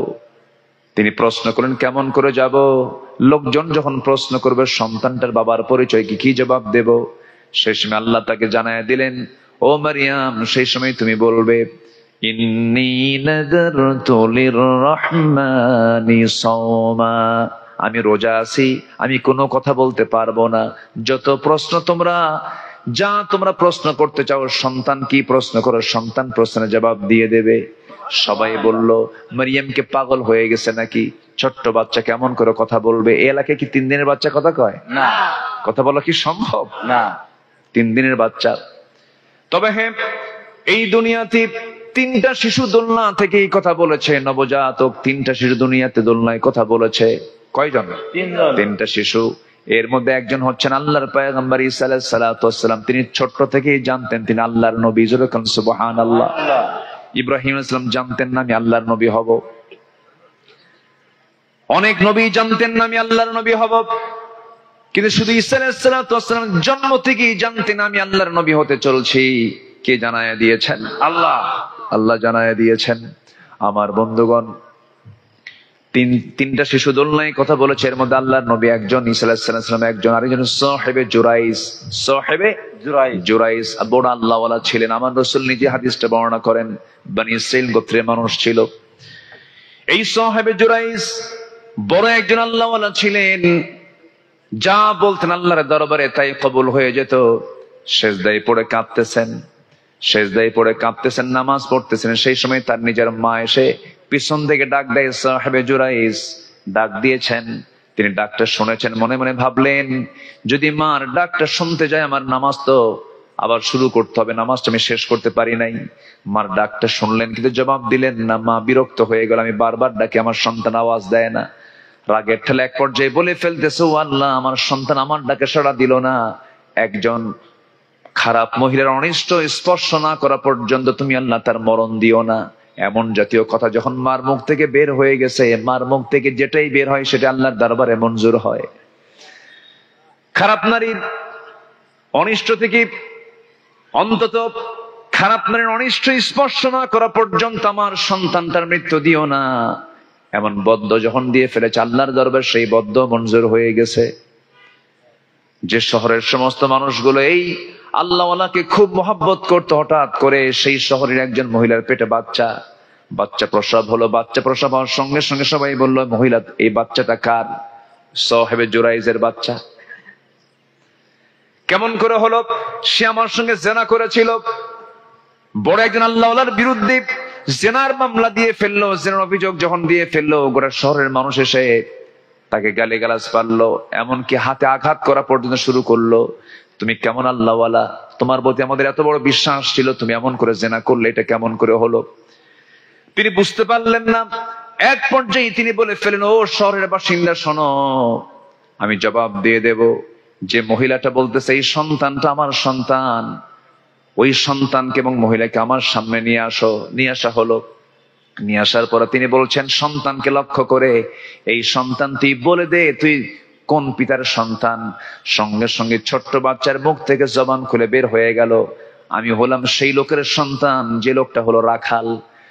কোন একটা রাখালের, কোন একটা পাহাড়ের পদদেশে আমার মা ওই রাখালটার সঙ্গে জেনা করে, সেই জেনার ফলে আমি সন্তান পৃথিবীতে এসেছি। গোটা শহরবাসী যখন এই কথা শুনলো, তার আশ্চর্য হয়ে গেল। শ্রদ্ধাটা আগের মতো হয়ে গেল, বরঞ্চ বেড়ে গেল। কিন্তু এই সাহেবে জুরাইজ, যে জুরাইজের সত্যতা প্রমাণ করার জন্য আল্লাহ রাব্বুল আলামিন ছোট্ট শিশুর মুখ থেকে সত্যতা প্রমাণ করে কথা বের করে আনলেন। কত বড় আল্লাহওয়ালা ব্যক্তিটা। এই ব্যক্তিটাও এই যে একটা বিশাল বড় ফিতনায় পড়েছেন, কার দোয়ায়? আল্লাহ। বলেন বলেন বলেন, কার বদদোয়া? কার বদদোয়া? মার বদদোয়া। যেহেতু প্রসঙ্গ আসলে একটু বলেই ফেলি, মায়ের দোয়া নেব না বদদোয়া নেব? দোয়া নেব। বলেন বলেন বলেন, দোয়া নেব। মায়ের দোয়া নেব না বদদোয়া নেব? দোয়া। গত 3 দিন আগে, মা তো এমন একটা জিনিসের নাম, আমার মা বেঁচে আছেন। গত 3 দিন আগে আমার ছোট্ট একটা অস্ত্রোপচার হয়েছে, দেহে অপারেশন হয়েছে, ড্রেসিং করতে হয়। ঠিক ড্রেসিং এর মুহূর্তে আমার মা আমাকে ফোন দিয়েছেন। ফোনটা আমি ধরতে পারি নাই। পরে দেখি এমন একটা টাইমে মা ফোন দিয়েছেন যে সময়টা আমার খুব কষ্ট হচ্ছিল, ড্রেসিং হচ্ছিল। মাকে ফোন দিলাম, মা তুমি এই সময়, অন্য সময় তো দিতে পারতে, এই সময় দিলা কেন? মা কান্দের বলে, বাবা আমার কলেজায় টান লাগতেছে, মনে হয় তোর কষ্ট হচ্ছিল। মা তো এমন একটা নিয়ামতের নাম। দূর দেশে যাবেন, প্রবাসে যাবেন, যেখানেই যাবেন, কোন পশু পাখি জানার আগে আমার মাটা আগে জেনে যায়। সন্তানটার কষ্টের কথা সবচেয়ে বেশি আগে জানে কে? মা। মা জানেন। মার নারী, মার তার, আমার তার কি 2 রকম না 1 রকম? একরকম। একরকম।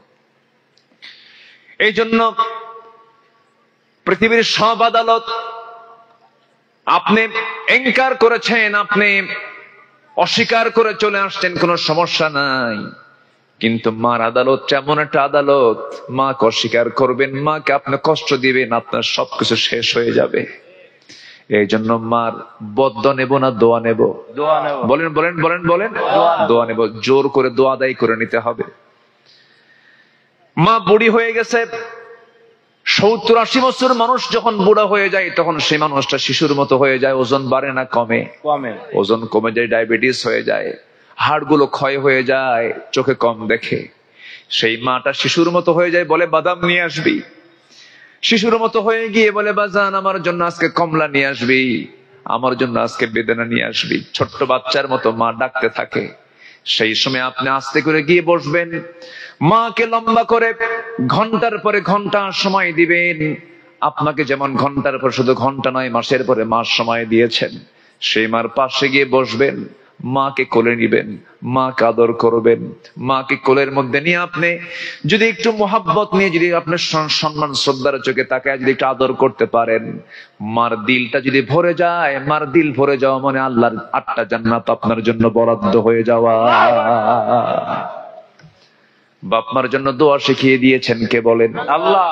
সবাই দিল খুলে আমার সঙ্গে বলুন, রব্বিরহামহুমা কামা রব্বায়ানি সগীরা।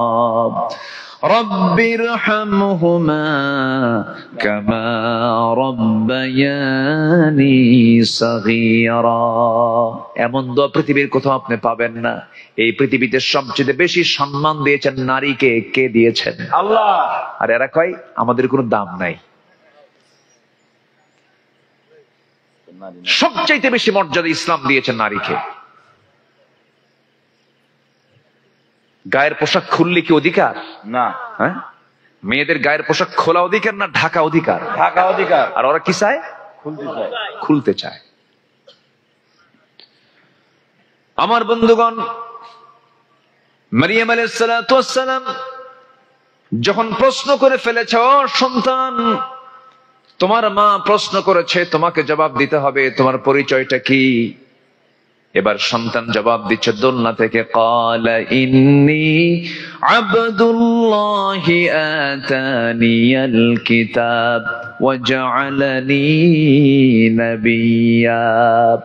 আমি হলাম আল্লাহর গোলাম, আল্লাহ পাক আমাকে ইনজিল কিতাব দান করেছেন, আমি হলাম আল্লাহর নবী। জোরে কোন সুবহানাল্লাহ। আমি কি দোয়া করে দেব? না। তো যাচ্ছেন কেন?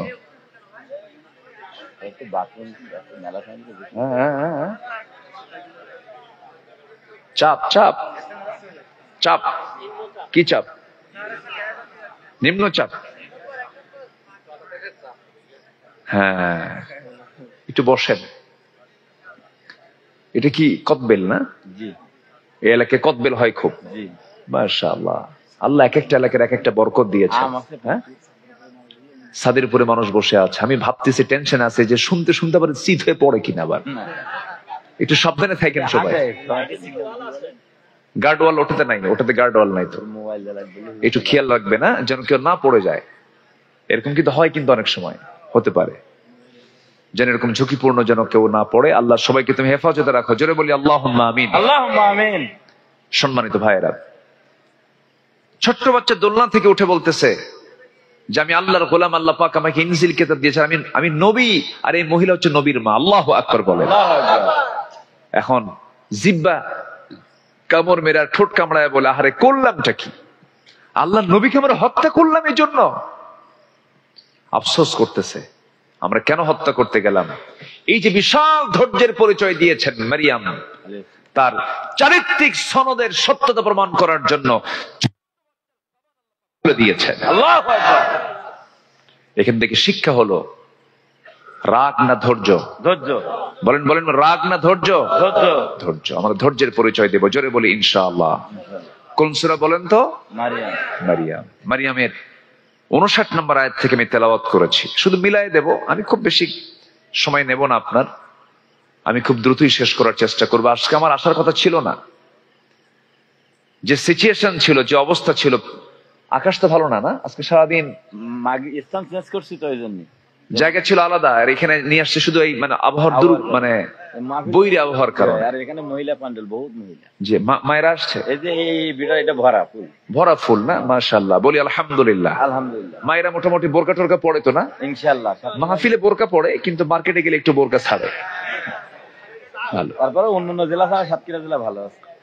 সাতক্ষীরা অনেকটা ভালো। সাতক্ষীরার মতো আল্লাহ তুমি প্রত্যেকটা জেলা বানায় দাও, জোরে বলি আমিন। একটু কান লাগাবেন। আল্লাহ রাব্বুল আলামিন সূরা মারইয়ামের 59 নম্বর আয়াতে বলছেন, ফাখালাফা মিন বা'দিহিম খালফুন আদাউস সালাতা ওয়াত্তাবাউশ শাহাওয়াত فسوف يلقون غيا إلا من تاب وآمن وعمل صالحا فأولئك يدخلون الجنة ولا يظلمون شيئا جنات عدن التي وعد الرحمن عباده بالغيب إنه كان وعده مأتيا জোরে বলুন আল্লাহু আকবার। আল্লাহ বলছেন, বান্দা শোনো, এমন কোন অপরাধ তুমি করতে চাও না যে অপরাধগুলো করলে পরে শুধু জাহান্নাম দেব না, জাহান্নাম শুধু দেব না, জাহান্নামের গর্তের মধ্যে ঢুকাবো। জাহান্নামের গর্ত আরো ভয়ঙ্কর। জাহান্নাম তো ভয়ঙ্কর, কিন্তু গর্তগুলো আরো ভয়ঙ্কর। এই দুনিয়ার জিন্দেগিতে যারা জেল খেটেছেন, বাংলাদেশে জেল খাটার সময় তো চলে গেছে 16 বছর, এখন তার চান্স নাই। চান্স যা গেছে হাসিনার টাইমে চলে গেছে, রাস্তার ফকির পর্যন্ত জেল খাটছে। বাদ দেয়নি কেন? হায় রে হায়, কি করে নাই বলেন? এই 16 বছর এই দেশে মানুষ বেশি না মামলা বেশি? মামলা বেশি। এত মামলা, শেষ পর্যন্ত প্রধান বিচারপতিও মামলা নিয়ে চলে গেছে বাইরে। প্রধান বিচারপতি SK সিনহা, জানেন না আপনারা? হ্যাঁ। পাগল বানায়া তারও মামলা দিয়া পাঠায় দিছে বাইরে। নেকামল করবেন, হায়াত বৃদ্ধি পাবে, বরকতের হায়াত বৃদ্ধি পাবে। নেকামল করবেন, আল্লাহ পাক হায়াতটাকে বরকতময় করে দিবেন। সুবহানাল্লাহ। আর বদামল করবেন, দিল্লি গিয়ে বসে থাকবেন, দেশের মানুষ আপনাকে আর গুনবে না। যা করছে 16 বছর, নেকামল না বদামল? বদামল। কোথায় বসে আছে? দিল্লি। দিল্লি গিয়ে বসে আছে, মামু বাড়ি। হ্যাঁ,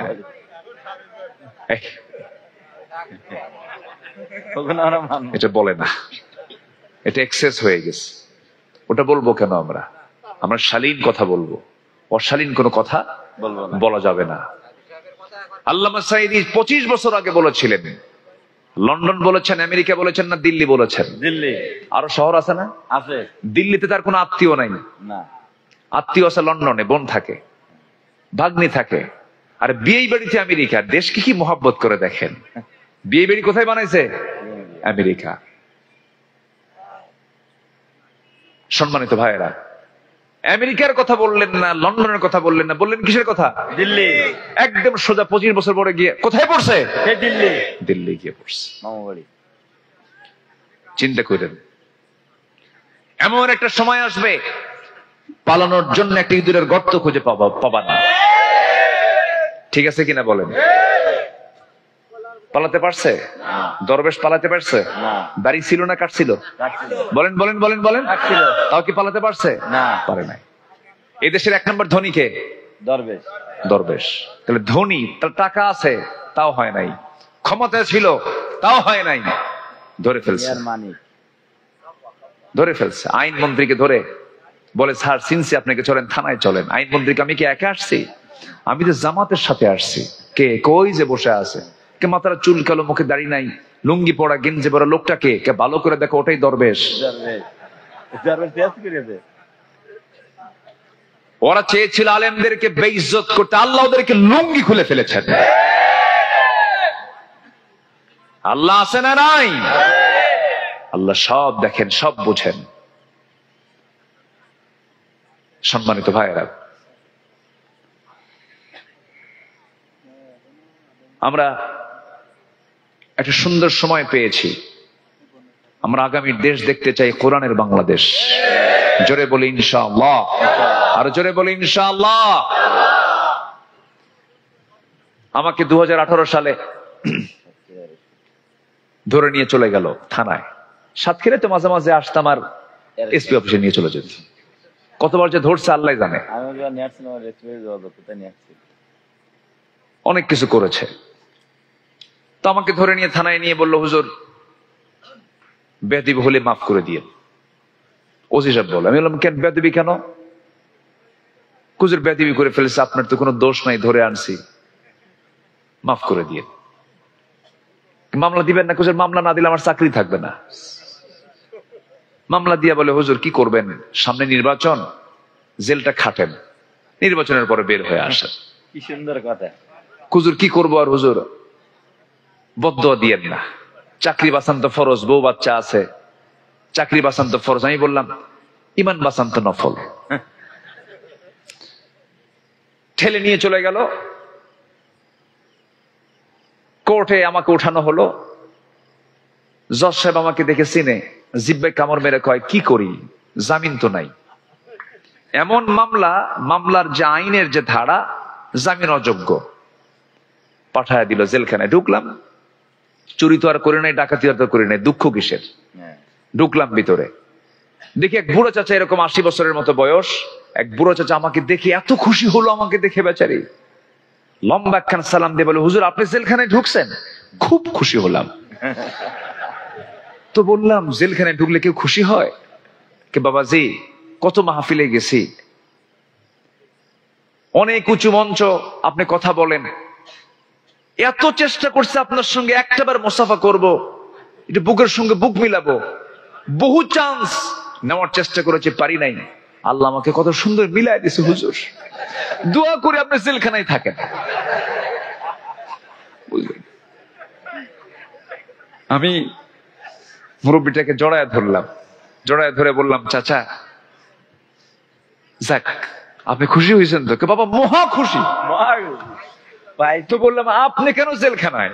কে বাবা বোমা হামলা, বোমা হামলা। ওনার নামে দিছে বোমার মামলা। তুমি এখন বলতেছে, বাবা আমার বয়স 80 বছর, এই বুড়ো বয়সে আমার এই হাতে যদি বোমা নিয়ে কোথাও মারতে যাই, জায়গায় পড়বে না মাথায় পড়বে? এরকম করে নাটক সাজিয়েছে তারা। আজকে 9 মাস গত হতে চলছে, ডক্টর ইউনূস সরকার ক্ষমতায় আছে। একটা কি জঙ্গির নাটক আছে? কোথাও কোনো অভিযান আছে? কোথাও কোনো এরকম কিছু বানায়? ওই যে বোমা বানায়, এই বানায়, এই ষড়যন্ত্রের মধ্যে এইটা পাইছে, ওই পাইছে, কোথাও কোথাও কোথাও কোথাও কি জঙ্গি নাটক আছে? থাকবে কেমনে? জঙ্গি নাটকের যিনি নাট্যকার, তিনি এখন দিল্লি গিয়ে বসে আছে। আল্লাহ তুমি জালিমদের জুলুম থেকে জনপদকে বাঁচাও। জোরে বলি আল্লাহুম্মা আমিন। ওই জেলখানার ভিতরে আবার সেল আছে। কি আছে? সেল। সেল মানে যারা বিশেষ আসামি, ওদেরকে একটা নির্দিষ্ট কক্ষের মধ্যে রাখে, আর কোন কয়েদি ওই জায়গায় জাতি পারে না। থাকে না, কোন আসামি ওই জায়গায় থাকে না, একা একা থাকতে হয়। এটার নাম হলো সেল। তো আল্লাহ পাক জাহান্নাম রেখেছেন 7টা। কয়টা বলেন তো? 7টা। এর মধ্যে আবার কিছু সেল আছে। কি আছে বলেন তো? সেল। সেল। জাহান্নাম হলো জেল, আর গর্ত হলো সেল। সেল। এটা বোঝানোর জন্য এত লম্বা আসছিলাম। ওই সেলের ভিতরে আল্লাহ রাব্বুল আলামিন কিছু কিছু অপকর্ম যারা দুনিয়ার জীবনে করে যাবে তাদেরকে শুধু জাহান্নাম দেবেন না, জাহান্নামের সে গর্তের মধ্যে, সেলের মধ্যে ঢুকাবেন। এর মধ্যে 2টা শ্রেণী আল্লাহ রাব্বুল আলামিন বলছেন সূরা মারইয়ামের ভিতরে, ফাখালাফা মিন বা'দিহিম খালফুন আদাউস সালাতা ওয়াত্তাবাউশ শাহাওয়াত ফাসাউফা ইয়ালকাউনা গায়্যা। এই দুনিয়ার জিন্দেগিতে যারা 1 নাম্বার, যারা নামাজকে নষ্ট করে ফেলবে, নাম্বার 2 হলো মন যা চায় তাই করবে। মন চায় বিড়ি খাই, মন চায় গাঁজা খাই, মন চাই জেনা করি, মন চাই সুদ খাই, মন চাই ঘুষ খাই। কি মন চায় না? আস্তে কয়,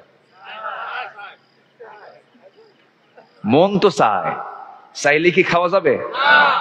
এদেশে বিড়িখোর লোক বেশি না নামাজি লোক বেশি? তাহলে মন চায় না। আবার হুজুর বলে, হুজুর বিড়ি খাওয়া কি জায়েজ আছে? মাহফিল এসে প্রশ্ন করে, উনি নিজেও জানে। কিন্তু আমার বন্ধুগণ, মারাত্মক কিন্তু কথা আল্লাহ রাব্বুল আলামিন বলছেন, 2টা অপরাধ করবে আমি তোমাকে জাহান্নামের গর্তের মধ্যে ঢুকাবো। গাই নামক গর্ত আছে। আল্লাহ বলছেন যারা নামাজকে নষ্ট করে ফেলবে, নাম্বার 1, এই দেশে সবচেয়ে বেশি নষ্ট হয় কি বলেন? বলেন বলেন বলেন বলেন। নামাজ। সবচেয়ে বেশি মিস হয়ে যায় কি বলেন? নামাজ। নেতাদের তো কোনো আগ্রহ নাই। কয়জন নেতা বলে নামাজ পড়ো? কয়জন নেতা বলে? একমাত্র ইসলামী দলের নেতারা, একমাত্র ইসলামী নেতৃত্ব ছাড়া কোন দলের নেতা আপনাকে নামাজের কথা বলে না। যার প্রমাণ হলো আপনি জনসভার একটা ডাক হলো, আপনি চলে গেলেন। ইসলামী দল ছাড়া কোন জনসভায় যদি কোন দলের নেতা যদি ডাকে, জোহর যায়, আসর যায়, মাগরিব চলে যায়, স্লোগান চলছে, মিটিং চলছে, জোহর চলে গেল, আসর চলে গেল, মাগরিব চলে গেল, নেতা নিজেও নামাজ পড়লো না, জনগণকে নামাজের কোনো কর্মসূচিতে রাখলো না। আছে না নাই? জান্নাত না জাহান্নাম? জাহান্নাম।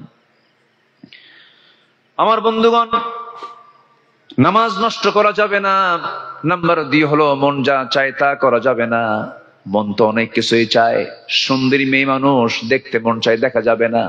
ইউসুফ আলাইহিস সালামকে তৎকালীন দুনিয়ার সবচেয়ে সুন্দরী নারী যখন প্রস্তাব দিয়েছে, তিনি বলেছেন আমি কাকে ভয় করি? আল্লাহ। আমি কাকে মহাব্বত করি? আল্লাহকে মহাব্বত করি। কি সুন্দর করে ইউসুফ আলাইহিস সালাম এত বড় পরীক্ষায় পড়ার পরেও তিনি সেই জায়গা থেকে বের হয়ে আসলেন, চরিত্রকে ঠিক রাখলেন। যুবকরা, তোমাকে ইউসুফের চরিত্র তোমার মধ্যে আনতে হবে। আজকের এই দুনিয়ার উলঙ্গ দুনিয়াতে উলঙ্গ কোনো কিছু দৃশ্য দেখা যাবে না, পর্নোগ্রাফিতে আসক্ত হওয়া যাবে না, হারাম কোনো রিলেশনে যাওয়া যাবে না, হারাম কোনো সম্পর্কে জড়ানো যাবে না। যৌবন একটাই, যৌবনকে কন্ট্রোল করতে হবে। একমাত্র নিজের যৌবনকে উজাড় করে দিতে হবে। 2 জনের কাছে না, 1 জনের কাছে। 1 জনের কাছে, আমার মা স্বামীর কাছে উৎসর্গ করে দিবেন আপনার যৌবনটাকে। ওই স্বামী নিয়ে আপনি আল্লাহর জান্নাতে চলে যাবেন। যেরকম সুবহানাল্লাহ। স্বামীর জন্য স্ত্রী, স্ত্রীর জন্য স্বামী। চরিত্রকে নষ্ট করা যাবে না, মন যা চায় তা করা যাবে না। আল্লাহ রাব্বুল আলামিন বলছেন 2টা অপরাধ করবে আমি আল্লাহ রাব্বুল আলামিন জাহান্নামের সে গর্তের মধ্যে ঢুকাবো। ইমাম কুরতুবী তার তাফসিরে এসে লিখেছেন, আরো 6 শ্রেণীর ব্যক্তিকে আল্লাহ রাব্বুল আলামিন সেই গাই নামক গর্তের মধ্যে ঢুকাবেন। যে জেনাকার জেনা করতে করতে পাকা হয়ে গেছে, যে মদ্যপায়ী মদ খেতে খেতে পাকা হয়ে গেছে মদখোর, যে সুদখোর সুদ খেতে খেতে অভ্যস্ত হয়ে গেছে, যে মিথ্যা সাক্ষী দেবে, যে নারী অপরের সন্তানকে স্বামীর সন্তান বানায় নেবে, এই জাতীয় চরিত্রগুলো, এই জাতীয় বদগুণগুলো যাদের মধ্যে থাকবে তাদেরকে আল্লাহ রাব্বুল আলামিন এই গর্তের মধ্যে ঢুকাবেন। আল্লাহ তাআলা এই বড় ধরনের অপকর্ম থেকে আমাদেরকে হেফাজত করেন। জোরে বলি আল্লাহুম্মা আমিন। আর জোরে আল্লাহুম্মা আমিন। সবাইকে 5 ওয়াক্ত নামাজ পড়তে রাজি আছেন? ইনশাআল্লাহ। পড়বেন কারা কারা? একটা হাত উঁচু করে দেখেন তো দেখি। জোরে বলি ইয়া আল্লাহ, ইয়া আল্লাহ, আর জোরে বলি ইয়া আল্লাহ, আমাদেরকে আমাদেরকে 5 ওয়াক্ত 5 ওয়াক্ত সালাত সালাত আদায় করার আদায় করার তৌফিক তৌফিক তুমি আল্লাহ তুমি আল্লাহ দিয়া দাও। দিয়া দাও। জোরে বলি আমিন, আরো জোরে আমিন, আরো জোরে আমিন। রাষ্ট্রীয় পর্যায়ে নামাজ কায়েম হোক, সবাই চান না? ইনশাআল্লাহ সবাই চান তো ইনশাআল্লাহ?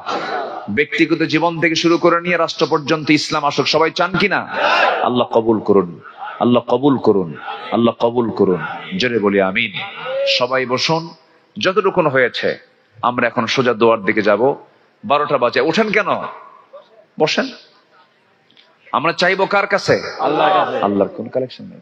নাম সবাই বলে সুবহানাকাল্লাহুম্মা সুবহানাকাল্লাহ ওয়া বিহামদিকা আশহাদু আশহাদু আল্লা ইলাহা ইল্লা আনতা আস্তাগফিরুকা ওয়া আতুবু ইলাইকা। চিৎকার মেরে বলি ইয়া আল্লাহ, ইয়া আল্লাহ।